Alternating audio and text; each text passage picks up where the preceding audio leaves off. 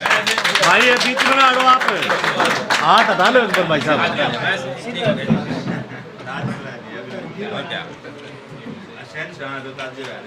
कुछ लोगों का एक बेहुदा प्रयास है सरकार को बदनाम करने का।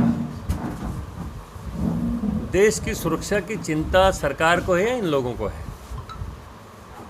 देश की सुरक्षा के लिए जितने सैनिक चाहिए उनकी समय समय पर भर्ती करना ये रक्षा मंत्रालय का अपना काम है।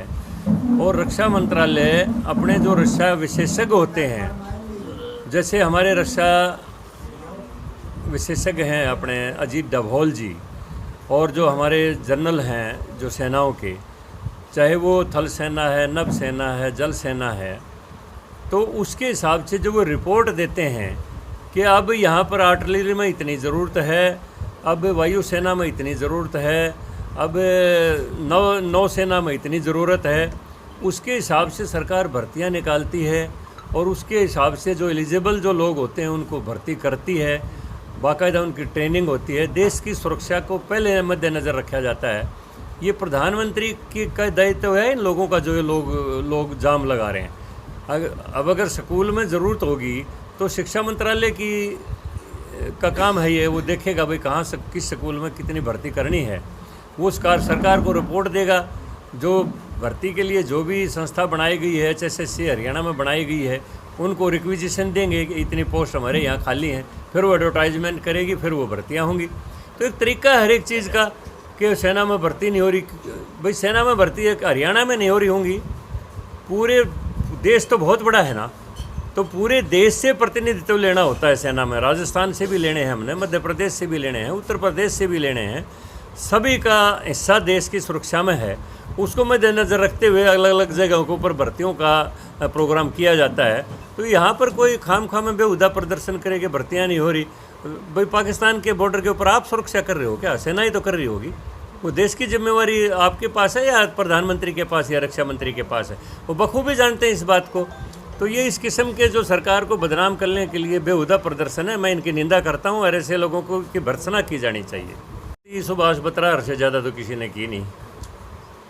अब ये प्रगति को दुर्गति के और कुछ के सच्चाई इसके पीछे क्या सब लोग जानते हैं। और सुभाष बत्रा तो भजन लाल की सरकार के अंदर गृह राज्य मंत्री रहे हैं, मैं अच्छी तरह से इनको जानता हूँ और मैं व्यक्तिगत आक्षेप तो नहीं लगाता।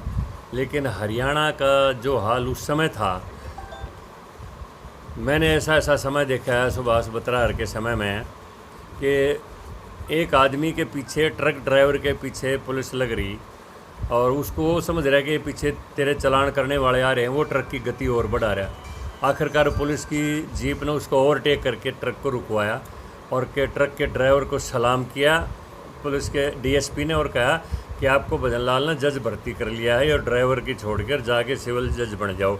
जो ऐसे वहाँ भर्तियाँ होती थी हैं। ये दुर्गति तो वो थी ना, कोई क्वालिफिकेशन नहीं, कुछ नहीं, भाई वो बिश्नोई था इसलिए भर्ती कर दिया। एक ट्रक ड्राइवर को जाकर जज की अपॉइंटमेंट दिलवा दी सलूट मार के। तो इस तरह से भर्तियाँ होती थी। वो दुर्गति हमें याद है अच्छी तरह से। आज सब लोगों को ईमानदारी से नौकरियां मिलने लगी, बगैर पैसे की मिलने लगी। अब सुभाष बत्रा जी हुड्डा साहब से पूछ ले, 80% का नंबरों का बच्चा तो मुँह लुटका के आया करता और 30% वाला सिलेक्शन लेटर लेके आता था। भाई क्यों आता था? बोला मेरी बुआ तो सांगी ब्याह रखी थी। तो भाई सारी बुआ सांगी ब्याह हो जब मिलेगी नौकरी। तो ये तरीका था उनके समय में सिलेक्शन का। आज ईमानदारी से सारा काम हो रहा है। और वो तो फसल के समय के कारण अगर कोई 10-20 कुर्सियाँ खाली रह भी जाएँ तो रैली को दुर्गति थोड़ा कहेंगे। मुख्यमंत्री करोड़ों की सौगात दे के गए हैं यहाँ पर और हमेशा विकास के लिए जितना भी पैसा रोहतक ज़िले में ज़रूरत पड़ी, चाहे रोहतक ज़िले का किसी भी ज़िले में ज़रूरत पड़ी, मुख्यमंत्री ने किसी को इनकार नहीं किया है। सबका साथ, सबका विकास और सबका विश्वास और सबका प्रयास से सरकार चल रही है। तो इस तरह के लोग कुछ भी कहते रहे, सुभाष बत्रा की बातों को मैं ज़्यादा तवज्जो नहीं देता हूँ। वो सारी कठिनाइयों को समझते हैं गरीब आदमी की क्या क्या है। तो पार्टी का काम भी करेंगे और गरीब लोगों के जागरण के लिए भी काम करेंगे। ऐसा समय समय पर मैं इनको इसकी ट्रेनिंग भी करता रहूँगा और इनको समय समय पर उत्साहवर्धन भी करता रहूँगा।